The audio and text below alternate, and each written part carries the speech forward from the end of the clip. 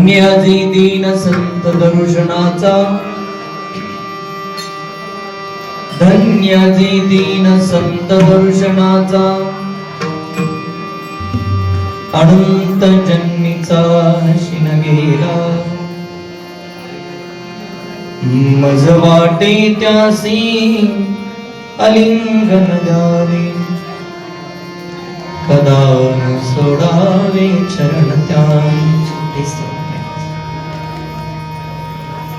त्रिविध तापाची झाली बोळवण, त्रिविध तापाची झाली बोळवण, देखिल्या चरण वैष्णवांचे, मज वाटे त्यासी अलिंगन द्यावे, कदा न सोडावे चरण त्यांचे.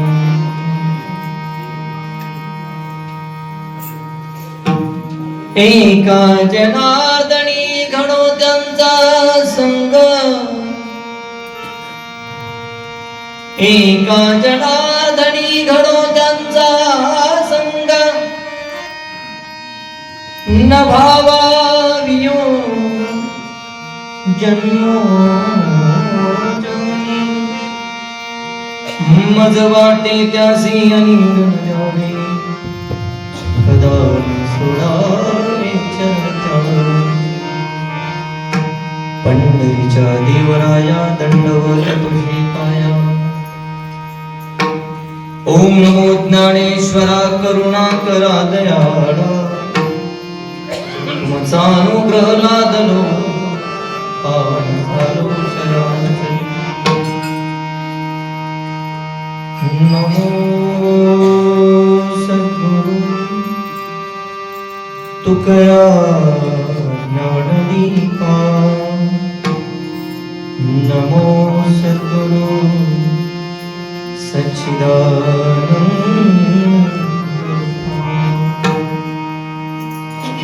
नमो सद्गुरु भक्त कल्याण मूर्ती, नमो सद्गुरु भास्करा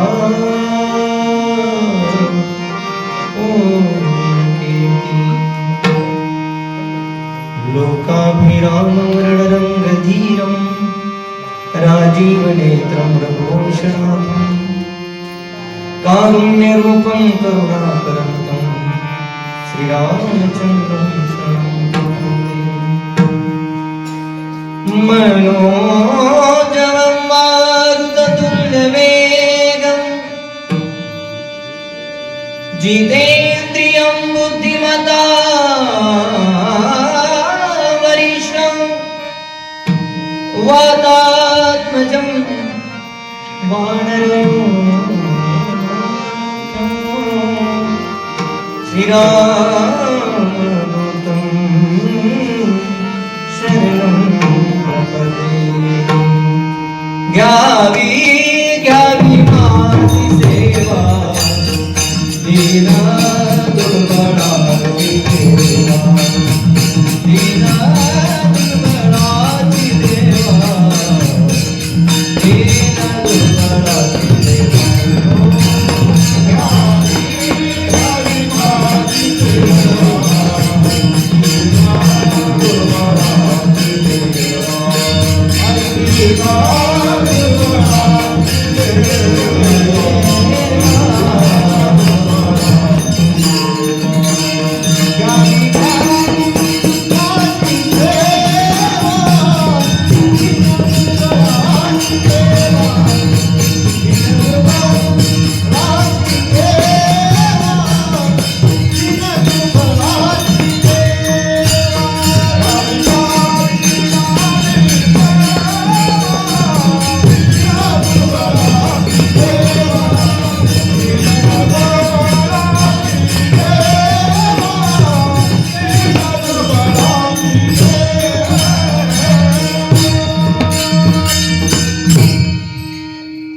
घ्यावी घ्यावी माझी सेवा, दीन दुर्बळाची देवा.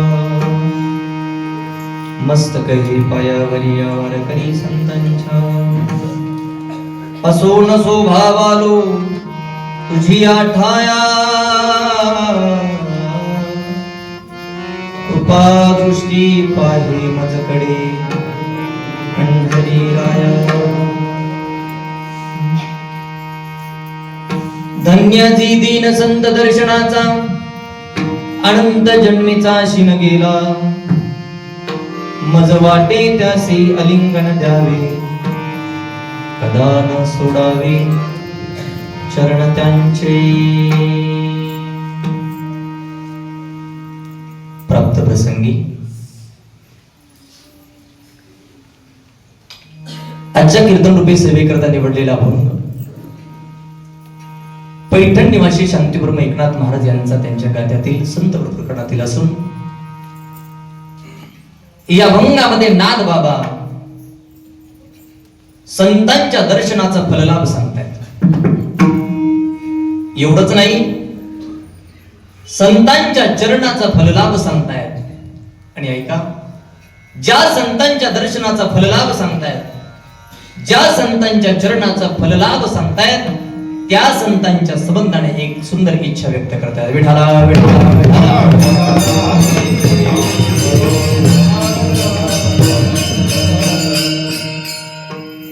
अभंगावर चिंतन करण्यापूर्वी, अभंगाला काहीशा अर्थाने पुजण्यापूर्वी कार्यक्रमाचा परिहार. सगळ्यांना माहिती आहे, पण वक्त्याचं सांगणं प्रधान कर्तव्य असते. या न्यायाने या केज शहरातील भगवान प्रभू रामचंद्रांच्या या मंदिरामध्ये अर्थात दरबारामध्ये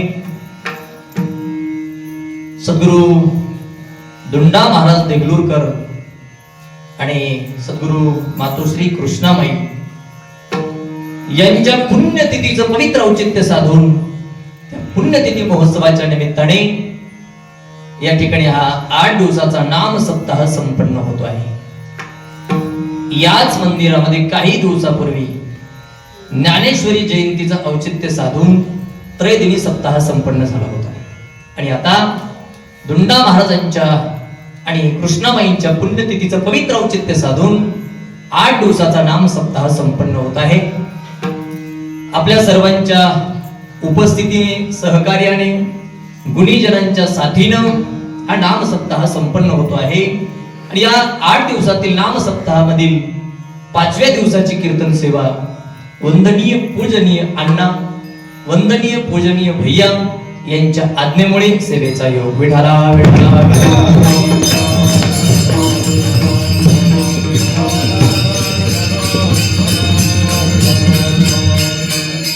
उपस्थित आपण सर्वजण, सर्वांना सर्वांचा परिचय आहे. मी नाव घेऊन वेळ घालवतो. सेवेसाठी निवडलेला अभंग नाथ बाबांचा आहे. मला फक्त चिक्षे गुरुजींनी कुठला अभंग घेतला माहिती नाही, का त्या दिवशी मी नव्हतो. नाहीतर जवळजवळ पहिल्या दिवसापासून संतांचं वर्णन करणारेच अभंग आहे. जे संत या लोकांमध्ये येतात कशा करता, किंवा संतांची लक्षणं काय, म्हणजे जवळजवळ पहिल्या दिवसापासून संतांचं वर्णन करणारी अभंग कीर्तनासाठी निवडली गेली. मीही आपल्या समोर ठेवलेला अभंग नाथ बाबांचा आहे. आणि नाथ बाबा या अभंगामध्ये संतांचं वर्णन करतात.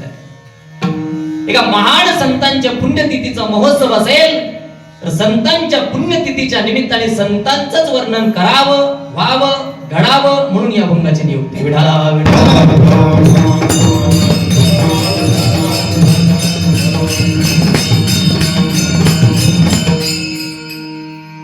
नाथ बाबा या अभंगामध्ये तोंड भरून संतांचं वर्णन करतायत.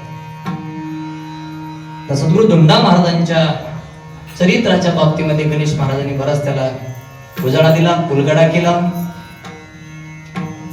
दुंडा महाराजांसारख्या साधूचं, संतांचं जीवन म्हणजे समुद्र एवढं असतं महाराज.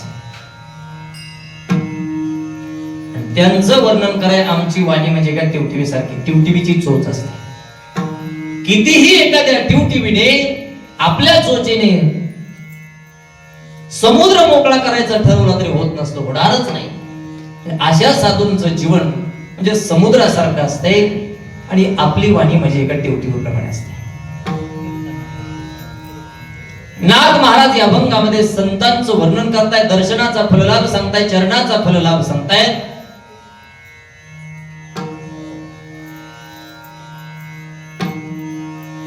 नाथ महाराज संतांचं वर्णन करतायत. आपण ते काय ऐकायचं, आपल्याला त्याच्यापासून काय फायदा आहे, आपण विस्तारामध्ये ते पाहणार आहोत. पण नियम असा आहे बघा, वर्णन करणारा अधिकारी असला पाहिजे आणि वर्ण विषय वर्णनी असला पाहिजे. इथं वर्णन करणारे नाथ महाराज आहेत आणि ज्यांचं वर्णन करतात ते संत आहेत. आता वर्णन करणारा अधिकारी असावा असा जर नियम असेल तरी वारकरी संप्रदायाच्या संत मालिकेमध्ये नाथ महाराजांचा अधिकार फार मोठा आहे. सकळ संता माझी राजा स्वामी एकनाथ माझा. ऐका, सर्व संतांमध्ये राजा संत म्हणजे नाथ महाराज किंवा जनार्दन एकनाथ.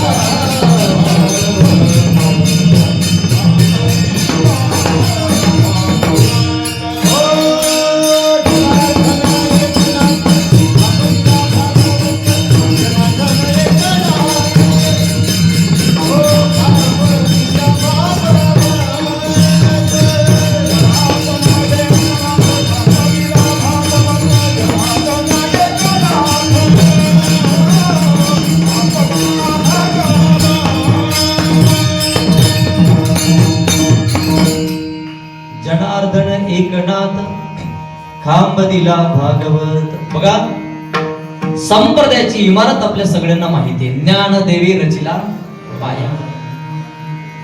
वारकरी संप्रदायाच्या इमारतीचा पाया म्हणजे ज्ञानेश्वर महाराज आहे. संप्रदायाच्या इमारतीचा कळस म्हणजे जगद्गुरु तुकोबार आहे.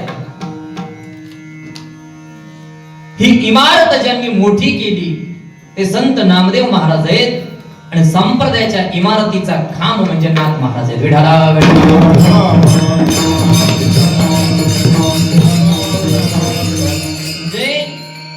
वारकरी संप्रदायाच्या इमारतीचा खांब नाथ महाराज आहेत. सगळ्या संता म्हणजे राजा संत नाथ महाराज आहेत. नाथ महाराजांचा अधिकार जर आपण बघितला, गणेश महाराजांनी रात्री एक वाक्य चांगलं सांगितलं की जवळजवळ 100% 60% वाङ्मय साहित्य नाथ बाबांचं आहे. किती मोठा अधिकार होता.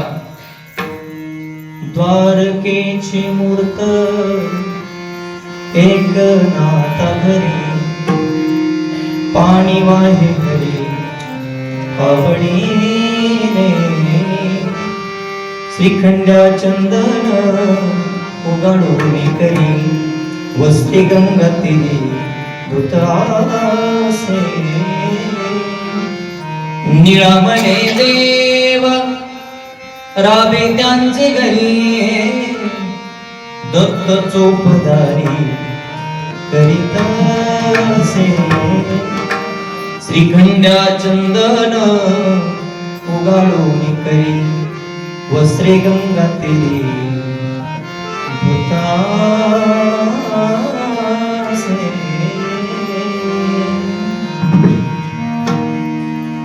एवढंच नाही, पद्मनाभ देवाच्या मुखातून मी एक प्रमाण सारखं ऐकलं. दास श्री हरी नंदाचा नंदन हासी तो नाका हरी, हासी तो नाका हरी नंदन, हासी तो नाका हरी नंदन, हासी तो नाका हरी नंदन, हासी तो नाका हरी नंदन, हासी तो नाका हरी नंदन. कावडी वर कावडी, कावडी कर कावडी, गोपिया आनंदिया कावडी, गोपिया आनंदिया कावडी. करला भक्त कथा कीर्तन करला भक्त कथा कीर्तन तो नाथा हरी तो नाथा हरी ओ नाथा हरी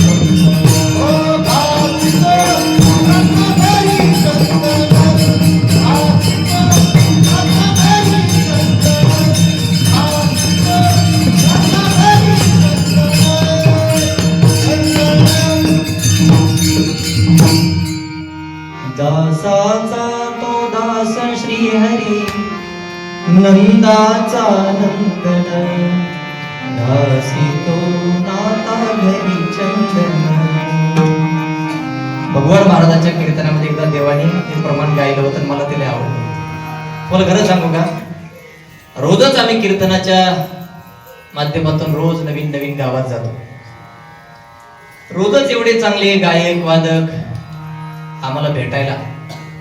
आम्हा महाराज लोकांचं कपाळ चांगला झालं. कधी कधी आम्ही लय फुटक्या कपाळाचे, काय सांगायचं.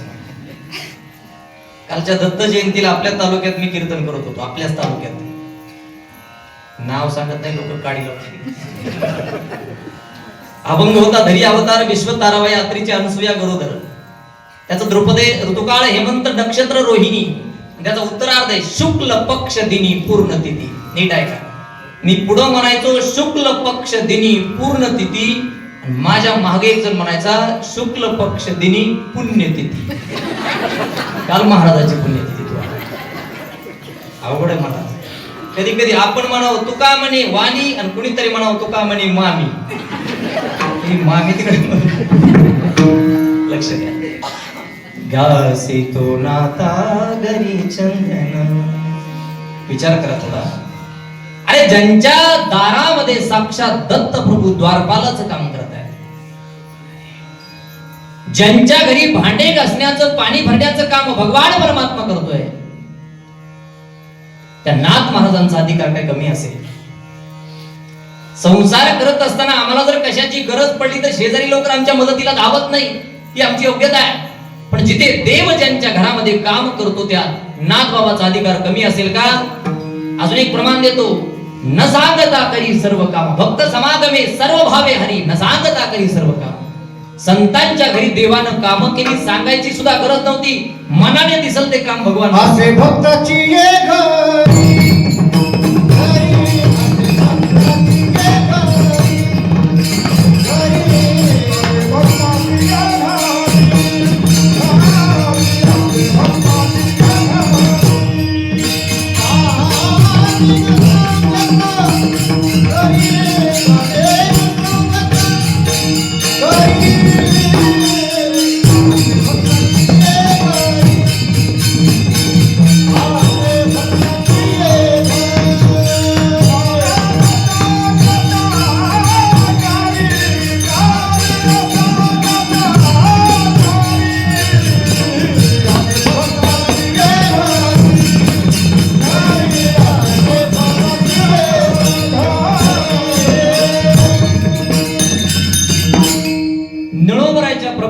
पुरावा असे भक्ताची घरी आणि कामे न सांगता करी.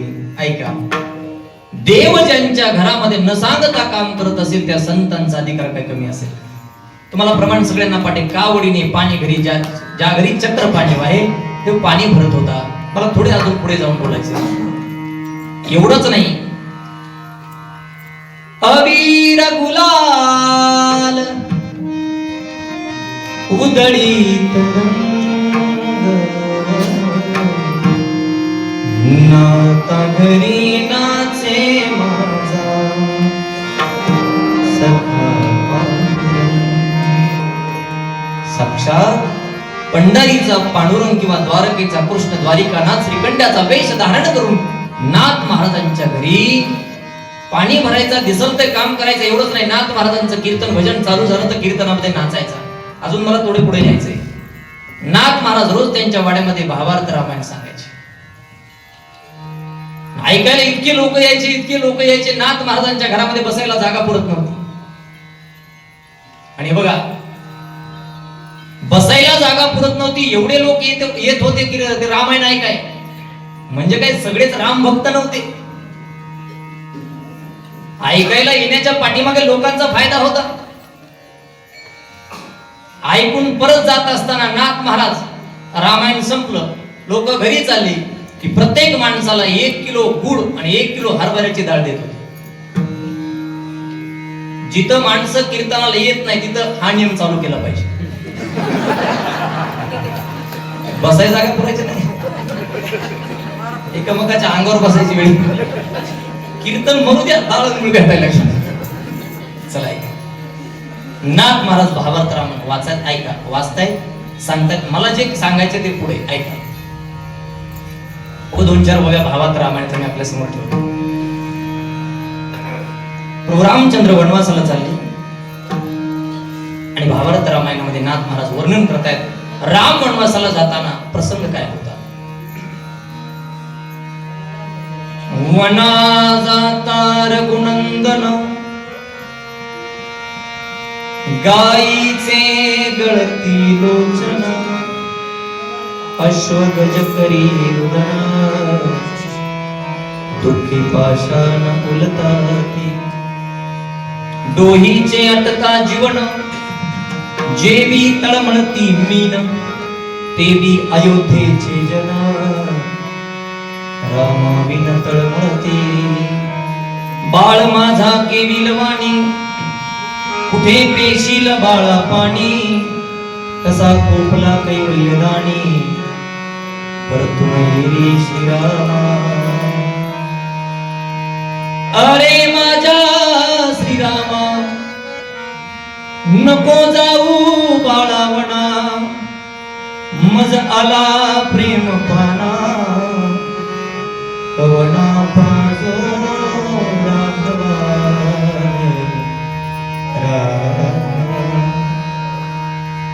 नाथ महाराजांनी वाचावं, सांगावं, काही लोकांनी ऐकावं, काही लोकांनी उठून जावं, गुळाच्या डाळीच्या टायमाला यावं.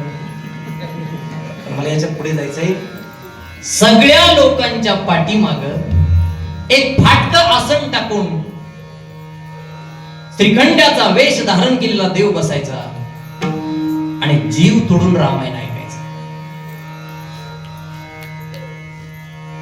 हे बघा, नाथ महाराज सहज रामायण सांगायचे आणि देव जीव तोडून रामायण ऐकायचं. आमचं उलट आहे. आम्ही जीव तुडू तुडू सांगितलं तरी काय काय मन लावून झोपत येत. अधिकार कमी पडतोय. असं झोपण्याला दुसरं कारण आहे बघा.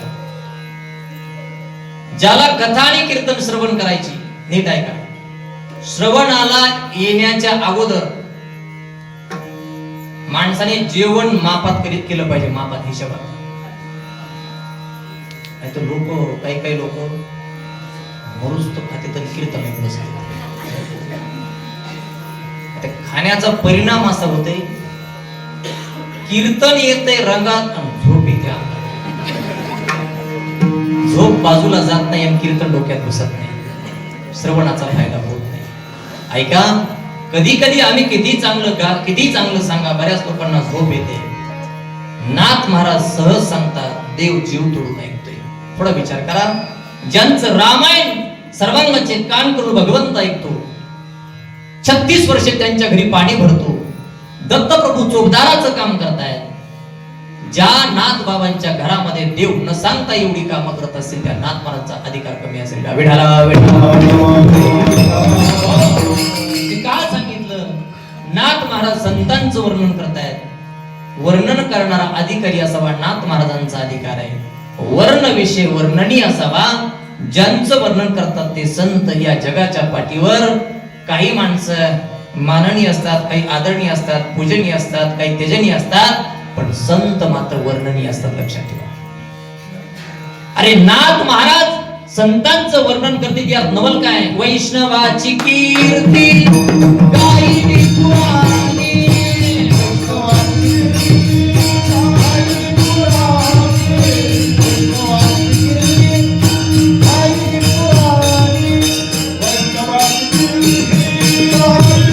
Oh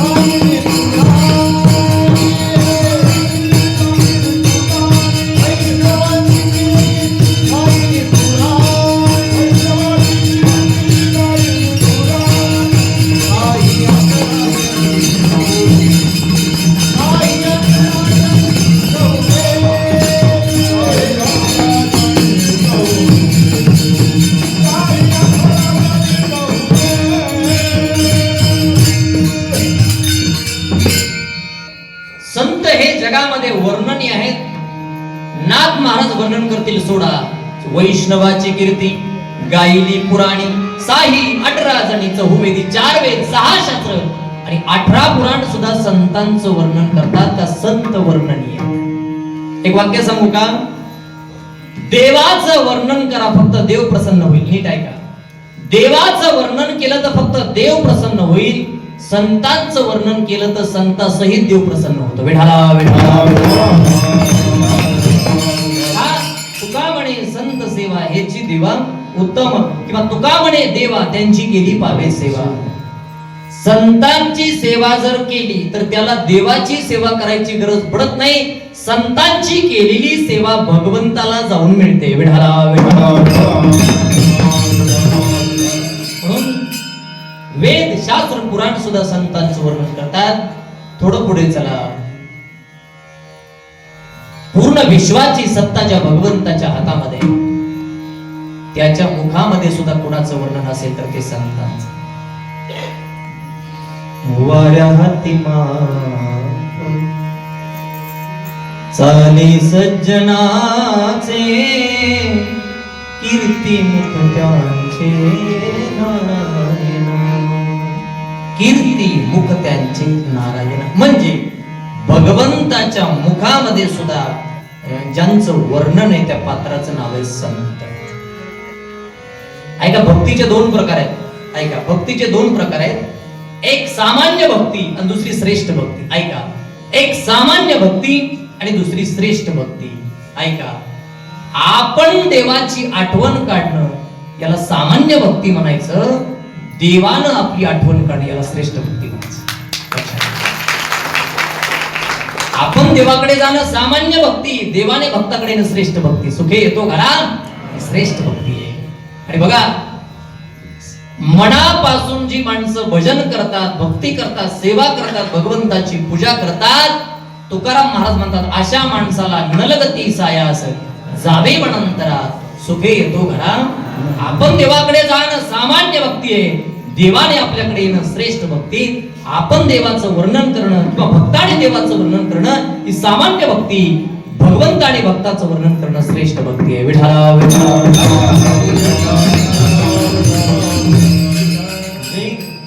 वेद शास्त्र पुराण सुद्धा संतांचं वर्णन करतायत. साक्षात भगवंताच्या मुखामध्ये सुद्धा ज्यांचं नाव आहे, वर्णन आहे, त्या पात्राचं नाव आहे संत. एका साधूच्या संतांच्या पुण्यतिथीचा महोत्सव असेल तर आपणही त्याच्यामध्ये संतांचंच वर्णन करावं म्हणून मी आपल्या समोर आवाहन ठेवलंय. पण सद्यस्थितीमध्ये संत कोणाला म्हणावा हा मोठा प्रश्न आहे. अशी बरीच आहे, दंबे करू भक्ती सोंग दावी जन अंतरी भावना वेगळी आहे. असे बरेच आहे जगामध्ये. कुणाला म्हणायचं संत? एकच प्रमाण, बोलण्याची नाही आता देवाविन काय. भगवंताशिवाय ज्यांच्या मुखामध्ये दुसरं काहीच नसतं त्यांना तेची संत, तेची संत, ज्यांचा हे कविता रे, ज्यांचा हे कविता रे, ज्यांचा हे कविता रे. ज्यांचा हे कविता रे, ज्यांचा हे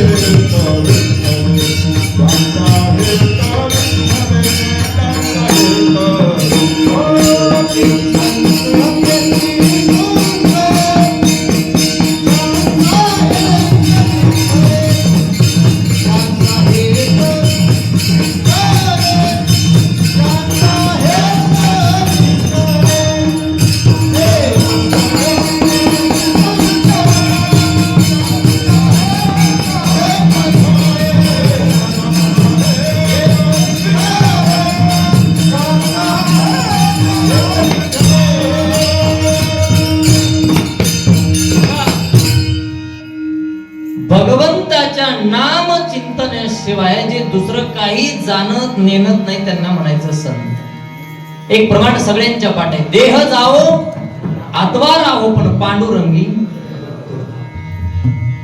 देह गेला तरी चालेल पण भजनाच्या बाजूला नाही. इथून काही 50 किलोमीटर अंतर एका संतांचं गाव आहे, हे धाराशिव जिल्ह्यामध्ये. संत गुरु बघा, नवलाची गोष्ट ऐक सखे बाई कुंभाराने बाळ तुडविले पायी नवराची हसत हसत खेळत बोबडे बोलत तुडविले बाळ त्याशी शुद्धी नाही नवलाची भजनी गायनी गुरुबा रंग दे एक रूप झाले विठोबाची पायी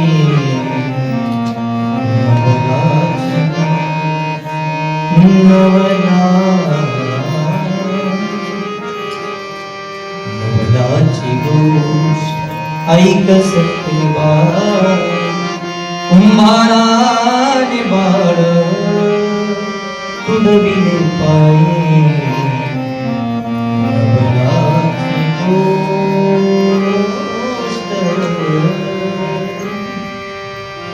स्वतःच मूल पायाखाली तुडवलं तरी भजन बंधन आहे. देह जाऊ माती तुडवी नाही देह किती माती तुडवी नाही देह किती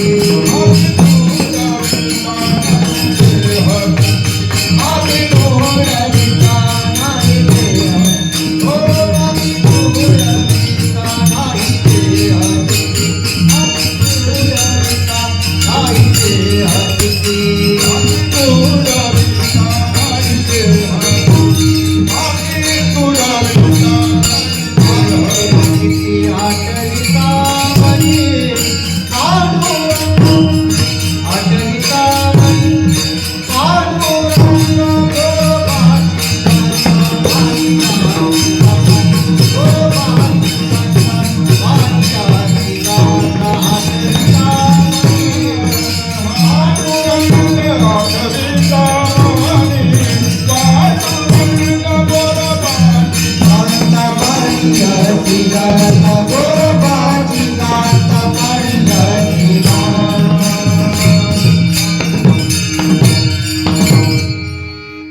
आमचं काय झालं तुम्हाला नाही कळलं. जाऊ दे आता झाकली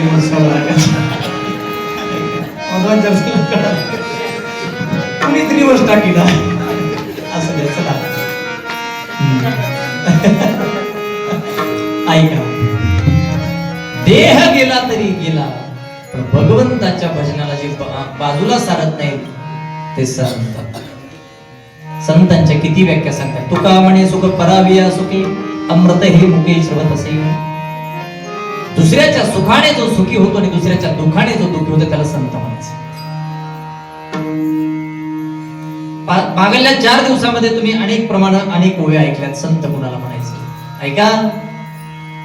ती ओवी आपण सगळ्यांनी ऐकली. ते चालते ज्ञानाचे बिंब तयाचे अवरत्री सुखाचे कोंब ऐर माणूसपण ते भांब किंवा जे ज्ञान गंगे नहाले पूर्णता जीवनी झाले शांतीसी आले पालवणवे. जगातलं सगळं ज्ञान ज्यांच्या अवतीभोवती असतं त्यांना संत म्हणायचं. पण संत सगळं ज्ञान असलं तरी चातुर्य लपवी महत्व हरवी पिसेपण मिरवी. याच्या पुढे वाचस्पतीचे नी पाडे परी सर्वज्ञता ही जोडे वेडिया माझी दडे महिमे भेणे. याला संत म्हणायचं. ज्ञानोबराच्या अजून 2-3 व्याख्या सांगतो. संत कुणाला म्हणायचं. मे रूपासुनी थोरे देह दुःखाची डोंगरे दाटे जो कापडी वारे चित्त दाटे शस्त्रेवरी तोडलिया का देहागी माझी पडलिया महासुखे चित्त पोहडलियाचे ओचिना. म्हणजे जगाने कितीही त्रास दिला नीट ऐका ऐका कितीही वाट्याला दुःख आलं तरी ज्यांचं चित्त तिळमात्र हलत नाही त्यांना संत म्हणायचं. अजून अंगावर शस्त्राचे वार केले तरी ज्यांचं चित्त हलत नाही त्यांना संत म्हणायचं. एक शेवटची ओवी सांगतो. माऊली बोलतात. देखे प्राप्तार्थ जरी जहाले निष्कामता पावले तया ही कर्तव्यासी उरले लोका लागी. जगत कल्याणाकरता, नीट ऐका, जगत कल्याणाकरता या लोकामध्ये अवतरित झालेल्या विभूती म्हणजे संत. विठाला विठाला विठाला. म्हणजे ज्यांच्या जीवनामध्ये केवळ आणि केवळ परार्थ आहे त्यांना संत म्हणायचं. जगामध्ये एक वर्ग असा आहे स्वार्थ नाही परार्थ नाही, दुसरा वर्ग असा आहे फक्त स्वार्थ आहे, तिसरा वर्ग आहे स्वार्थ परार्थ आहे, आणि चौथा वर्ग आहे फक्त परार्थ आहे. माऊली बोलतात, आपण अंगी जडे नागवी जगाचे डोळे, पतंग जैसा सडे दीपाचे नी. त्या दिव्याजवळ एक पतंग नावाचा कीटक असतो, किडा असतो, अवतीभोवती फिरतो त्याच्या. काही वेळाने त्या ज्योतीवर तो पडतो, ऐका, स्वतःही मरतो आणि दिवाही बंद पाडतो. स्वार्थ नाही परार्थ नाही, एक वर्ग आहे. दुसरा वर्ग असा आहे जगामध्ये, जगाचं काही झालं तरी त्याला घेर नाही, स्वतःच चांगलं झालं पाहिजे. का म्हणतै सेवाच्या काय भलतया दुःख देत जाय, स्वार्थ साधिता न पाहे पराचे हित.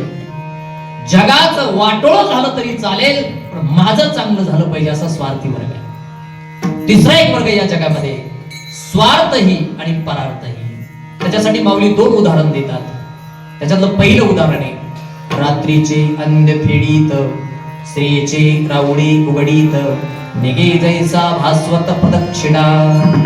ऐका, उगवणे ऐका आणि मावळणे हा सूर्याचा स्वार्थ आहे, पण दिवसभर जगाला प्रकाश देणे त्याचा परार्थ आहे. त्याच्या माऊली पुढे उदाहरण देतात, का फेडीत पाप ताप पोखीत तिरीचे पादप, समुद्रा जाय आप गंगेचे जैसे. गंगा पर्वतामधून निघते आणि समुद्राला जाऊन मिळते. नीट ऐका, समुद्राला जाऊन मिळणे हा गंगेचा स्वार्थ आहे, पण समुद्राला जाईपर्यंत जगाला पाणी देणं हा तिचा परार्थ आहे. म्हणजे स्वार्थ परार्थ. पहिला वर्ग स्वार्थी, स्वार्थ नाही परार्थ नाही. दुसरा वर्ग फक्त स्वार्थी, तिसरा वर्ग स्वार्थी परार्थी. या जगामध्ये चौथा वर्ग आहे तो फक्त आणि फक्त परार्थी. तयाही कर्तव्यासी उरले लोका लागी. जगाच्या कल्याणा संतांच्या विभूती, जगाच्या कल्याणा